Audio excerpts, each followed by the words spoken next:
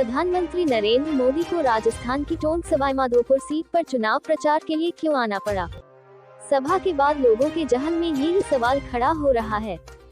गौरतलब है कि राजस्थान में पहले चरण के चुनाव में 12 सीटों पर मतदान होना है। दूसरे चरण में 13 सीटों पर 26 अप्रैल को मतदान होगा। दूसरे चरण के तहत टोंक सवाईमाधोपुर लोकसभा सीट पर भी चुनाव होना है। यहां से भाजपा प्रत्याशी सुखबीर सिंह जौनापुरिया है, जबकि उनके सामने कांग्रेस प्रत्याशी हरीश मीणा है। भाजपा प्रत्याशी के समर्थन में टोंक जिले के उनियारा नगर पालिका क्षेत्र में मोदी की सभा आयोजित की गई थी। हम सवाल पर आते हैं कि मोदी ने उनियारा को ही सभा के लिए क्यों चुना।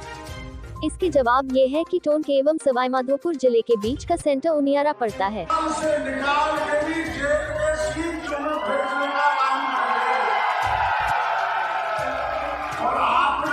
दोनों जिलों के मतदाताओं पर असर डालने के लिए ये स्थान चुना गया।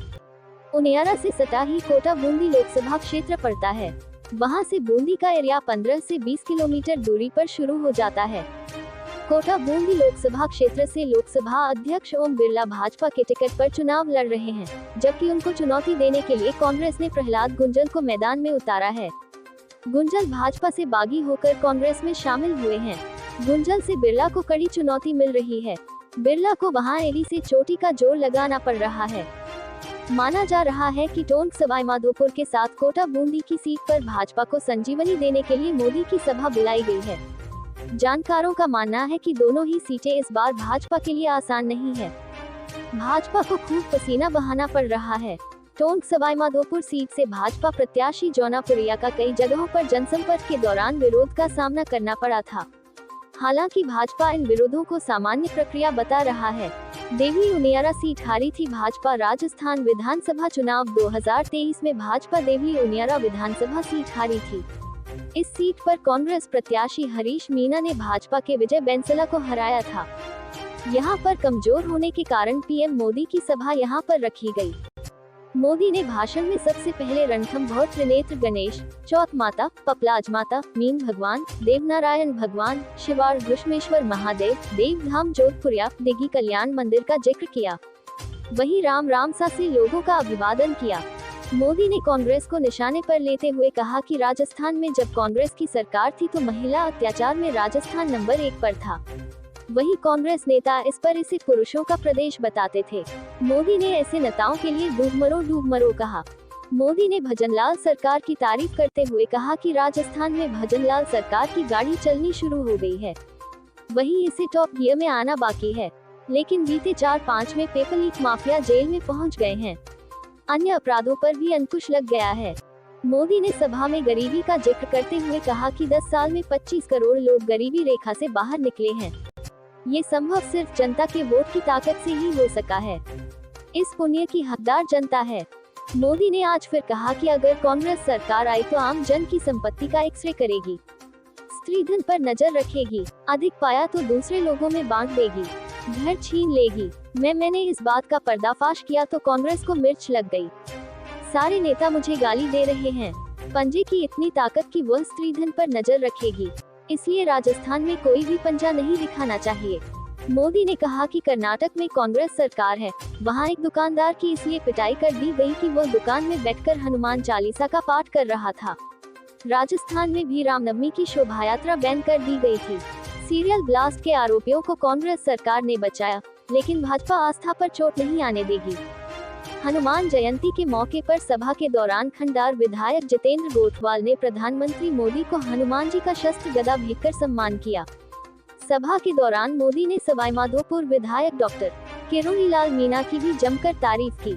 वहीं कांग्रेस शासन में उनकी ओर से उठाए मुद्दों का भी जिक्र किया। को मिलने वाला है, इसका बड़ा लाभ यहाँ के किसानों को होगा। यहाँ सवाईमाधोपुर टोंक जिले में पीएम किसान सम्मान निधि के करीब 1100 करोड़ रुपए सीधे ट्रांसफर किए गए। राजस्थान में गेहूं का समर्थन मूल्य भी बढ़ाया गया। साथियों, कांग्रेस को आधुनिक इंफ्रास्ट्रक्चर के निर्माण से भी आगे की है।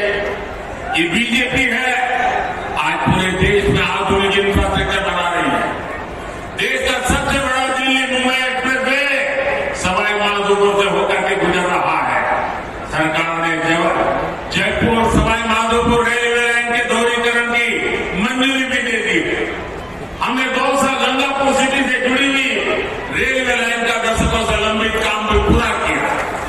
इस क्षेत्र में इलाज की बेहतर सुविधाओं के लिए एक मेडिकल कॉलेज भी बनाकर तैयार हो रहा है। साथियों, 24 के 20 चुनाव में राजस्थान में ये मेरी आखिरी सभा है। अब 26 अप्रैल को अगले चरण का मतदान है। बीते दिनों मुझे राजस्थान के अलग अलग क्षेत्रों में जाने का मौका मिला है। अब कल शाम को तो शायद आपका प्रचार अभियान भी पूरा हो जाएगा। ये मेरी आखिरी सभा है। राजस्थान के मध्य सभी क्षेत्रों के लिए मैं उनके आशीर्वाद की कामना करता हूं, अधिकतम मतदान की कामना करता हूं। शादी ब्याह के दिन है, गर्मी भी बहुत है और ऐसे में हम राष्ट्र कर्तव्य न भूलें, लोकतंत्र के हमारे दायित्व को न भूलें, अधिकतम वोट करें, ये मेरा आग्रह रहेगा। आपने मुझे राजस्थान की यात्रा मैंने देखा है, भरपूर आशीर्वाद दिया है। ये आपका ये आशीर्वाद मेरी पूंजी है। आपके सपने मेरे अपने हैं। विकसित भारत के सपने को पूरा करने के लिए मेरा भी हर पल, हर क्षण देश के लिए। इसलिए 24/7 मैं 2047 के लिए काम कर रहा हूं। और बीते 10 वर्षों में जो काम हुआ है वो तो एक केवल ट्रेलर है। अगले 5 वर्षों में हमें देश को, राजस्थान को बहुत आगे लेकर जाना है। मेरा अनुरोध है, आप रिकॉर्ड संख्या में कमल के आगे का बटन दबाकर भाई सुखबीर सिंह जोधपुरिया समेत सभी बीजेपी उम्मीदवारों को संसद में भेजे।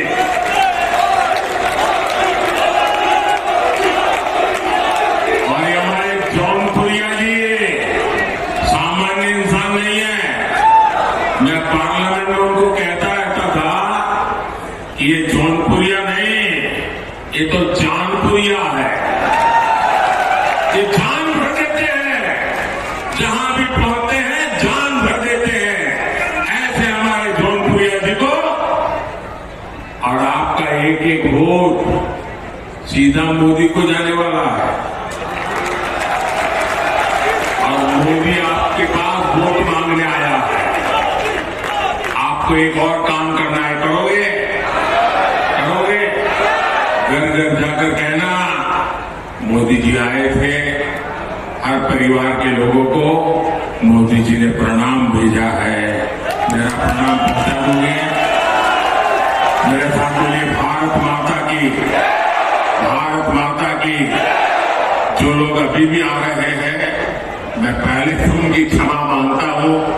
मुझे जल्दी जाना पड़ रहा है, इसलिए मैं संभव नहीं था। फिर भी ये प्यार कम नहीं है। कितना आपदा में लगातार देख रहा हूं, जुलूस आता ही चला जा रहा। मैं फिर से इनका क्षमा मांगता हूं। वो इतनी मेहनत करके इतनी धूप पे आए हैं, लेकिन पहुंच नहीं पाए। मैं सर झुका करके उनको प्रणाम करता हूं, क्षमा मांगता हूं। मुझे भारत माता की बहुत बहुत धन्यवाद।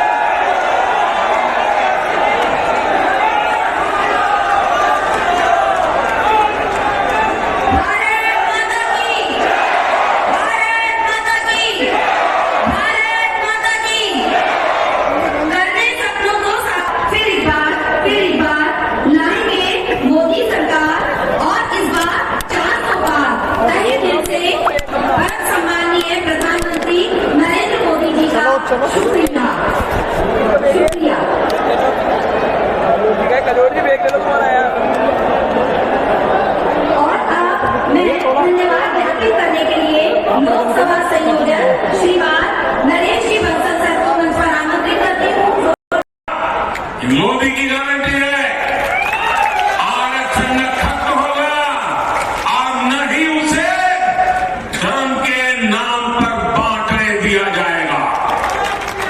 ये मोदी की गारंटी है। 2020 में आरक्षण की संवैधानिक समय सीमा खत्म हो रही थी और उस समय आपने मोदी को सेवा के लिए बिठाया हुआ था।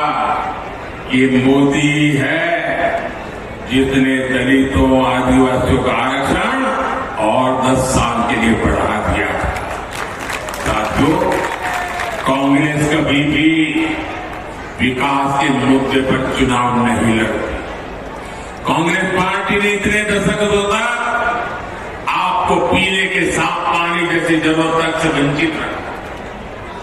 बीजेपी सरकार ने हर घर जल पहुंचाने के लिए जल जीवन मिशन शुरू किया, लेकिन राजस्थान में कांग्रेस सरकार ने उसमें भी हजारों करोड़ रुपयों का भ्रष्टाचार कर दिया। कांग्रेस ने राजस्थान के लिए सबसे जरूरी ERCP प्रोजेक्ट को भी पास नहीं होने दिया। ये भाजपा सरकार ने, हमारे भजनलाल जी की मेहनत ने 3 महीने के अंदर ही ERCP परियोजना को पास कर दिया। ERCP का बहुत बड़ा लाभ टोंक सवाई माधोपुर को मिलने वाला है। इसका बड़ा लाभ यहां के किसानों को होगा। यहां सवाई माधोपुर टोंक जिले में PM किसान सम्मान निधि के करीब 1100 करोड़ रुपए सीधे ट्रांसफर किए गए। राजस्थान में गेहूं का समर्थन मूल्य भी बढ़ाया गया। साथियों, कांग्रेस को आधुनिक इंफ्रास्ट्रक्चर के निर्माण से भी एलर्जी है। ये बीजेपी है, आज पूरे देश में आधुनिक इंफ्रास्ट्रक्चर बना रही है। देश का सबसे बड़ा दिल्ली मुंबई एक्सप्रेस वे सवाई माधोपुर से होकर के गुजर रहा है। सरकार ने जयपुर सवाई माधोपुर रेलवे लाइन के दोहरीकरण की मंजूरी भी दे दी। हमने 2 साल गंगापुर सिटी से जुड़ी हुई रेलवे लाइन का दशकों से लंबित काम भी पूरा किया। इस क्षेत्र में इलाज की बेहतर सुविधाओं के लिए एक मेडिकल कॉलेज भी बनाकर तैयार हो रहा है। साथियों, 24 के 20 चुनाव में राजस्थान में ये मेरी आखिरी सभा है। अब 26 अप्रैल को अगले चरण का मतदान है। बीते दिनों मुझे राजस्थान के अलग अलग क्षेत्रों में जाने का मौका मिला है। अब कल शाम को तो शायद आपका प्रचार अभियान भी पूरा हो जाएगा। ये मेरी आखिरी सभा है। राजस्थान के मध्य सभी क्षेत्रों के लिए मैं उनके आशीर्वाद की कामना करता हूं, अधिकतम मतदान की कामना करता हूं। शादी ब्याह के दिन है, गर्मी भी बहुत है और ऐसे में हम राष्ट्र कर्तव्य न भूलें, लोकतंत्र के हमारे दायित्व को न भूलें, अधिकतम वोट करें, ये मेरे आग्रह रहेगा। आपने मुझे राजस्थान की यात्रा मैंने देखा है, भरपूर आशीर्वाद दिया है। ये आपका ये आशीर्वाद मेरी पूंजी है। आपके सपने मेरे अपने हैं। विकसित भारत के सपने को पूरा करने के लिए मेरा भी हर पल, हर क्षण देश के लिए। इसलिए 24/7 मैं 2047 के लिए काम कर रहा हूं। और बीते 10 वर्षों में जो काम हुआ है वो तो एक केवल ट्रेलर है। अगले 5 वर्षों में हमें देश को, राजस्थान को बहुत आगे लेकर जाना है। मेरा अनुरोध है, आप रिकॉर्ड संख्या में कमल के आगे का बटन दबाकर भाई सुखबीर सिंह जोधपुरिया समेत सभी बीजेपी उम्मीदवारों को संसद में भेजे।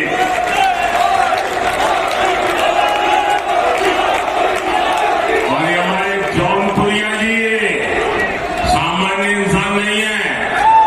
मैं पार्लियामेंट में उनको कहता रहता था कि ये जौनपुरिया नहीं, ये तो जानपुरिया है। ये जान भर देते हैं, जहां भी पहुंचते हैं जान भर देते हैं। ऐसे हमारे जौनपुरिया जी को, और आपका एक एक वोट सीधा मोदी को जाने वाला है। और मोदी आपके पास वोट आपको एक और काम करना है, करोगे? करोगे? घर घर जाकर कहना मोदी जी आए थे, हर परिवार के लोगों को मोदी जी ने प्रणाम भेजा है, मेरा प्रणाम पहुंचा दूंगे। मेरे साथ बोलिए भारत माता की, भारत माता की। जो लोग अभी भी आ रहे हैं, मैं पहले से उनकी क्षमा मांगता हूं, मुझे जल्दी जाना पड़ रहा है, इसलिए मैं संभव नहीं था। फिर भी ये प्यार कम नहीं है, कितना आभा में लगातार देख रहा हूं, जुलूस आता ही चला जा रहा। मैं फिर से इनका क्षमा मांगता हूं। वो इतनी मेहनत करके इतनी धूप पे आए हैं, लेकिन पहुंच नहीं पाए। मैं सर झुका करके उनको प्रणाम करता हूं, क्षमा मांगता हूं। बोलिए भारत माता की। बहुत बहुत धन्यवाद।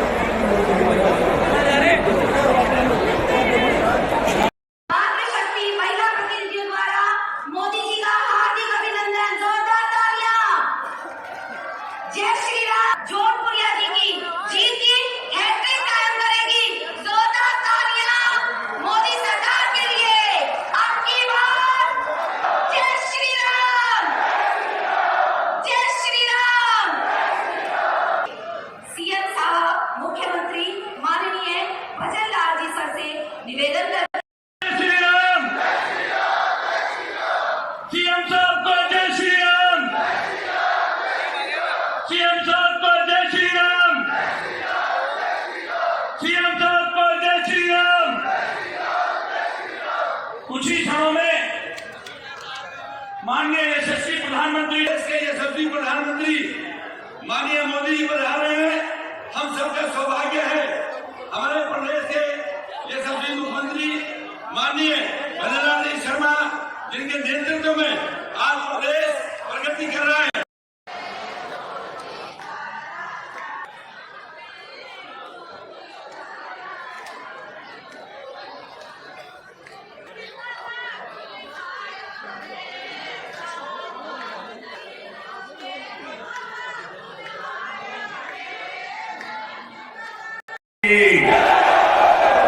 पपलाज माता की, मीन भगवान की, देवनारायण भगवान की, देवधाम जोधपुरिया की, शिवाड़ ज्योतिर्लिंग महादेव की, डिग्गी कल्याण जी की, राम राम शाह।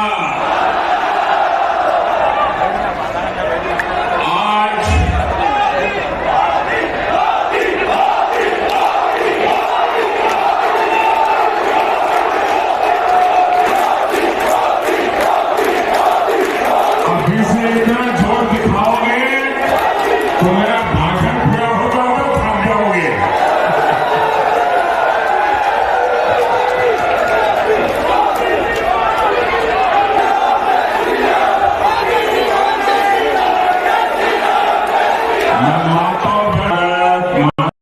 आपका प्यार, आपके आशीर्वाद, आपके उत्साह, सब कुछ मुझे पहुंच गया।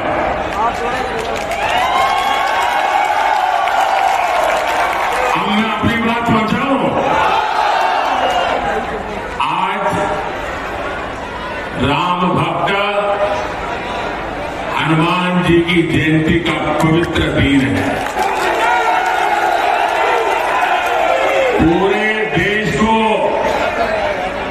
हनुमान जयंती की बहुत बहुत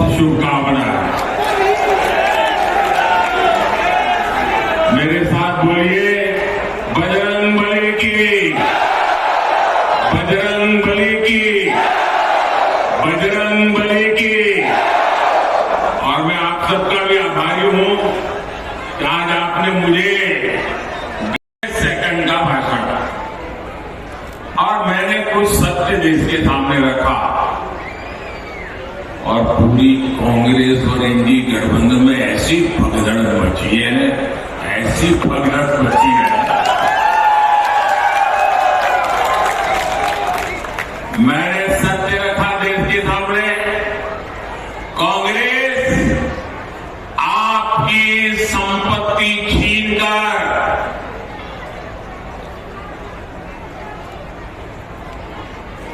उनके खास लोगों को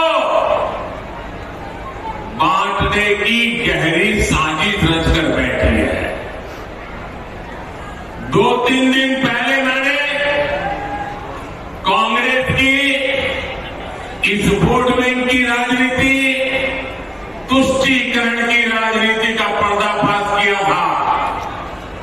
इससे कांग्रेस और उसको सिस्टम में उनको इतनी मिर्ची लगी है, इतनी मिर्ची लगी है कि वो हर तरफ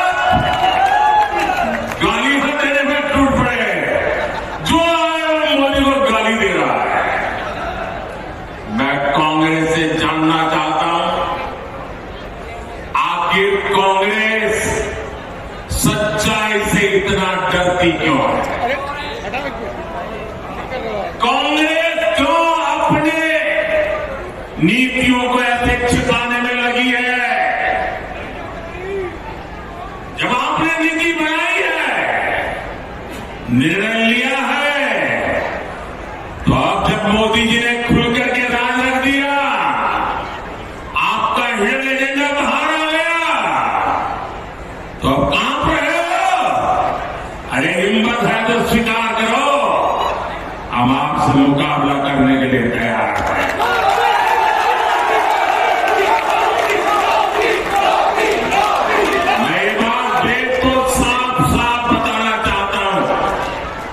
कि कांग्रेस वोट बैंक पॉलिटिक्स के दलदल में इतना फंसी हुई है कि उसे बाबा साहब के संविधान की भी परवाह नहीं है। और आपको पता होगा, उन्होंने मैनिफेस्टो में तो लिखा है कि आपकी संपत्ति का सर्वे करेंगे। हमारी माताओं बहनों के पास जो स्त्री धन होता है, जो मंगलसूत्र होता है, उसका सर्वे करेंगे। और फिर उनके नेता ने तो भाषण में कहा एक्सरे किया जाएगा, एक्सरे किया जाएगा। मतलब आपके घर में अगर बाजरे के अंदर डिब्बे में भी कुछ रखा है तो वो भी एक्सरे करके खोजा जाएगा। दीवार में कहीं रखा है तो उसको भी एक्सरे करके खोजा जाएगा। पूरा एक्सरे करने वाले की घोषणा की है और उनके नेता ने पब्लिक ने कहा है। और फिर आपकी सारी संपत्ति, जरूरत से ज्यादा जो भी होगा वो उनका कब्जा करेगी उनकी सरकार, कहते हैं। और फिर लोगों को बांट देंगे। अगर आपके पास 2 घर है, यहां गांव में घर है और बच्चों के लिए आपने जयपुर जोधपुर में अगर का छोटा फ्लैट ले लिया है, तो एक्सरे करेंगे कि भाई 2 घर है, एक वापिस दो सरकार को दे दो। बताइए आपको मंजूर है क्या? ये मंजूर है क्या? क्या स्त्री धन पर हाथ लगा सकते हैं क्या? क्या मंगलसूत्र पर हाथ लगा सकते हैं क्या? ये पंजे की ये ताकत। भाई बहनों, राजस्थान में से एक भी पंजा बचना नहीं चाहिए।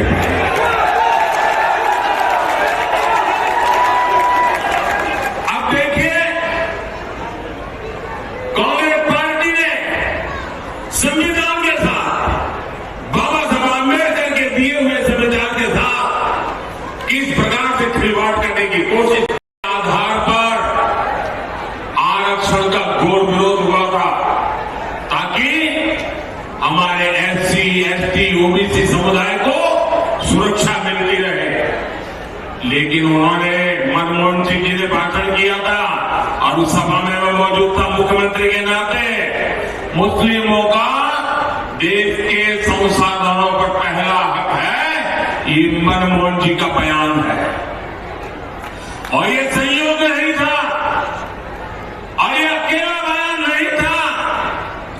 कांग्रेस पार्टी की सोच हमेशा से तुष्टीकरण की रही है, वोट बैंक की राजनीति की रही है।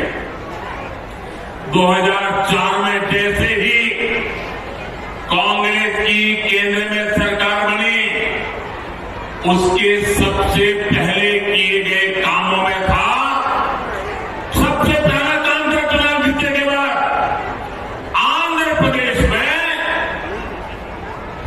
एससी, एसटी के रिजर्वेशन में से कमी करके मुसलमानों को रिजर्वेशन देने का प्रयास। ये एक पायलट प्रोजेक्ट था जिसे कांग्रेस पूरे देश में आजमाना चाहती थी।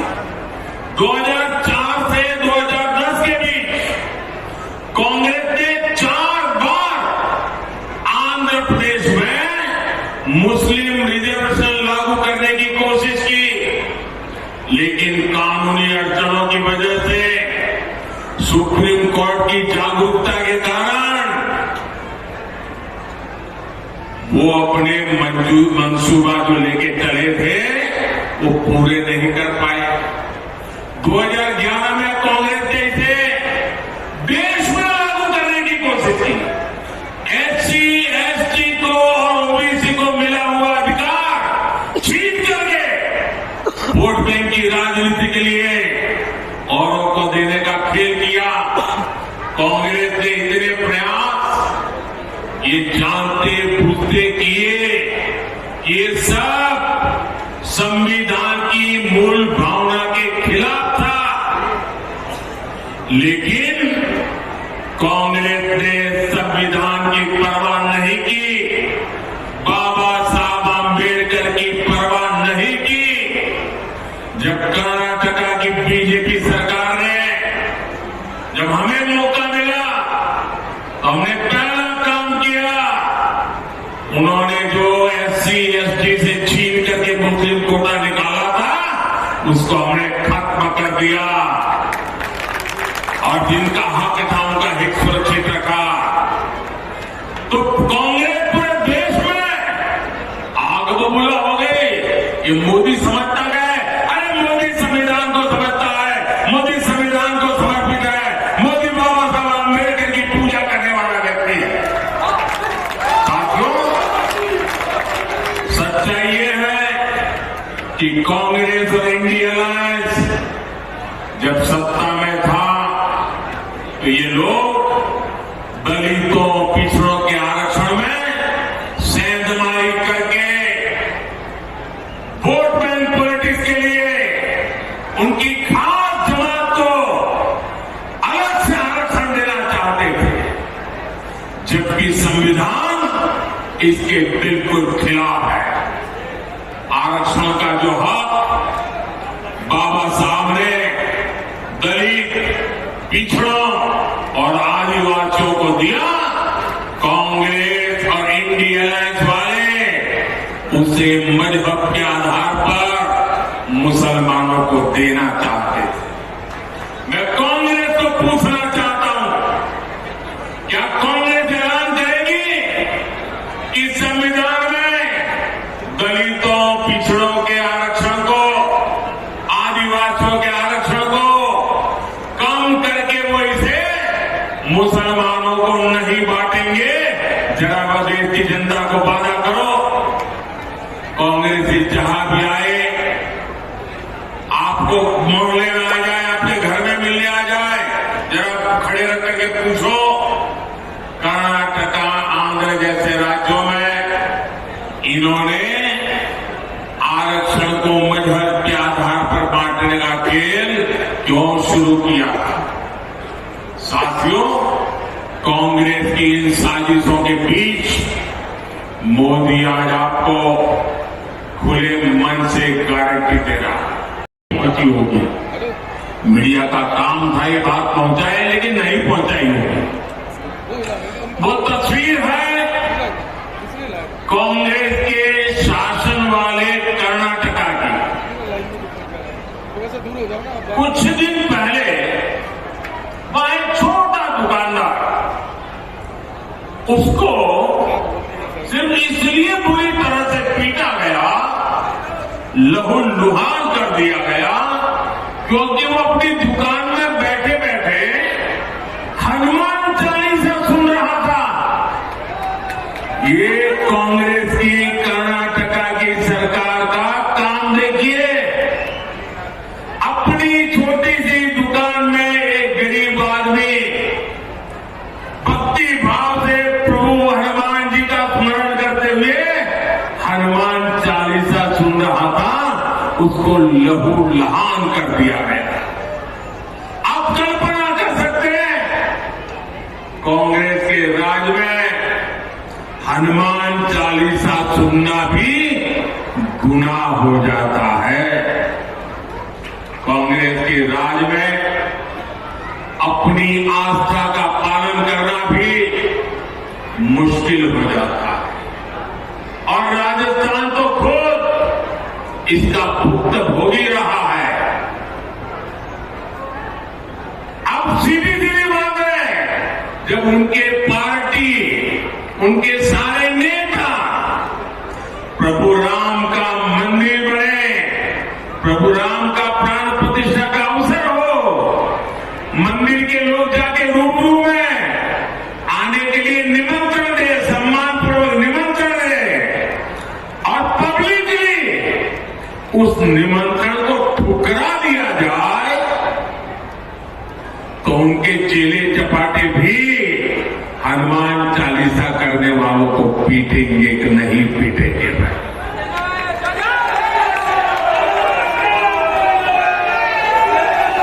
कुछ दिन पहले ही रामनवमी बीती है। कांग्रेस के जाने के बाद पहली बार शांति से शोभा यात्रा निकली है पूरे राजस्थान में, वरना पहले और चुनाव की आपाधापी गर्मी होने के बावजूद भी कांग्रेस ने तो, और हमारे यहां तो सूरज की पहली किरण का स्वागत भी राम राम साह से होता है। राम राम साह, कोई किसी को मिले तो पहले मुंह से निकलता है राम राम साह। कांग्रेस ने तो राम राम साह कहने वाले राजस्थान में राम नवमी पर प्रतिबंध लगा दिया था।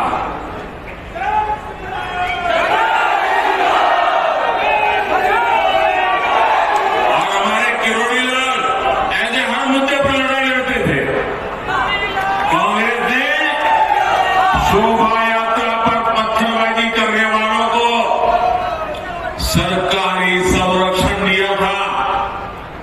इसी कांग्रेस पार्टी ने तिष्टीकरण के लिए मालपुरा, करौली, छपड़ा, टोंक, जोधपुर को दंगों की आग में झोंक दिया था।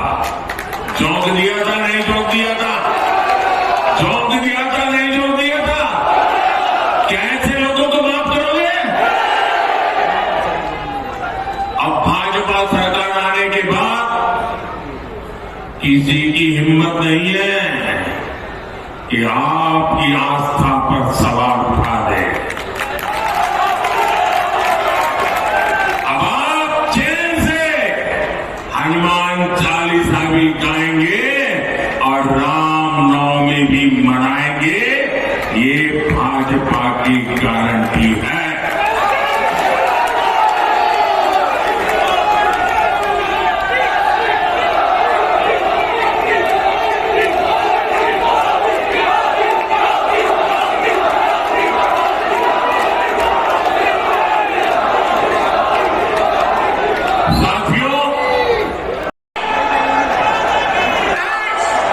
रामभक्त हनुमान जयंती के अवसर पर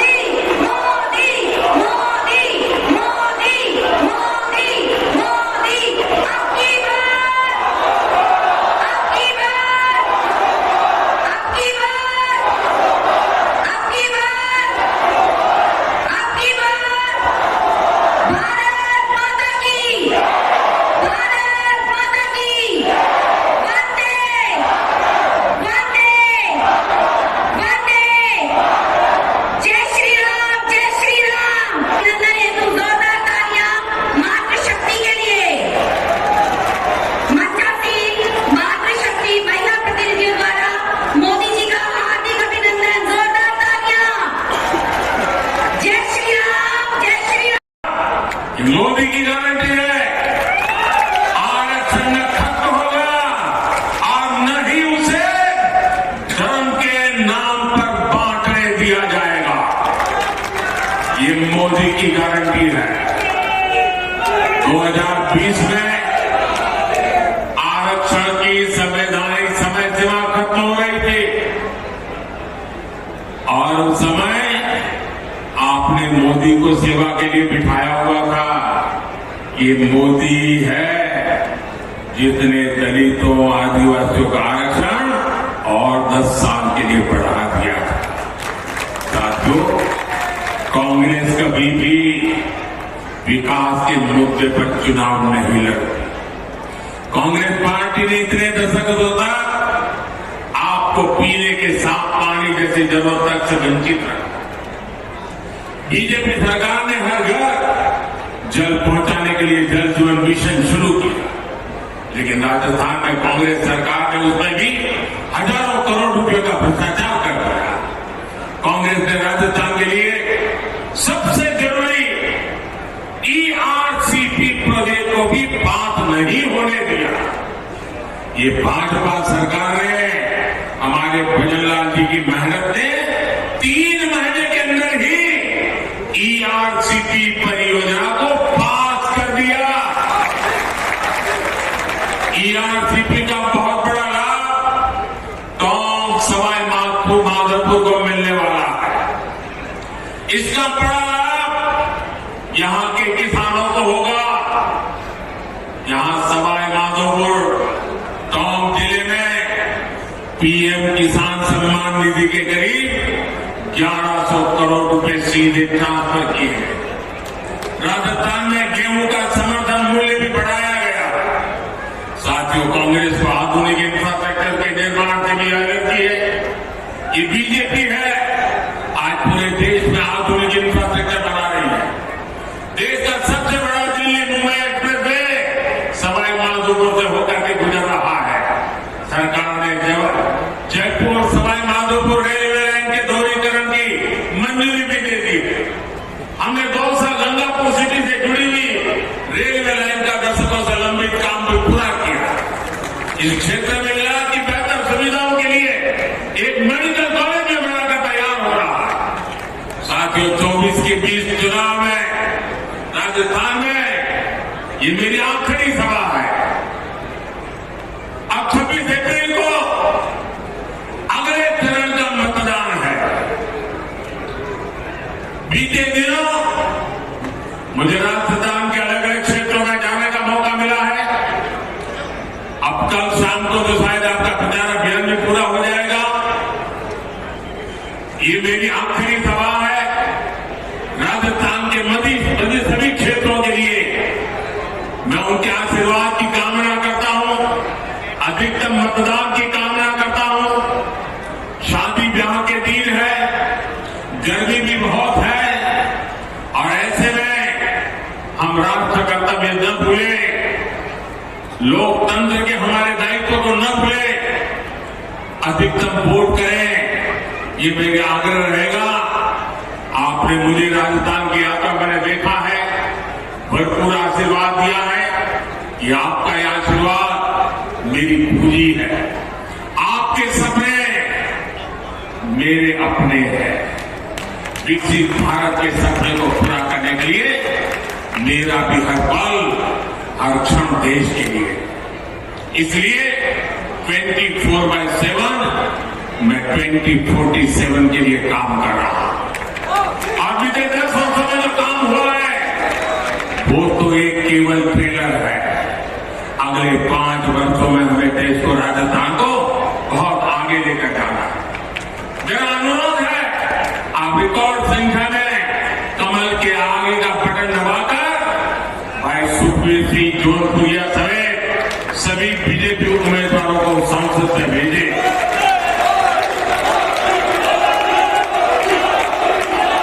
और ये हमारे जौनपुरिया जी सामान्य इंसान नहीं है। मैं पार्लियामेंट में उनको कहता रहता था कि ये जौनपुरिया नहीं, ये तो जानपुरिया है।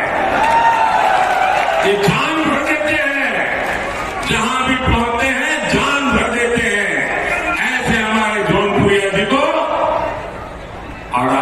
एक एक वोट सीधा मोदी को जाने वाला है और मोदी आपके पास वोट मांगने आया है। आपको एक और काम करना है, करोगे? करोगे? घर घर जाकर कहना मोदी जी आए थे, हर परिवार के लोगों को मोदी जी ने प्रणाम भेजा है, मेरा प्रणाम पहुंचा दोगे? मेरे साथ बोलिए भारत माता की, भारत माता की। जो लोग अभी भी आ रहे हैं, मैं पहले से उनकी क्षमा मांगता हूं, मुझे जल्दी जाना पड़ रहा है, इसलिए मैं संभव नहीं था। फिर भी ये प्यार कम नहीं है, कितना अपना मैं लगातार देख रहा हूं, जुलूस आता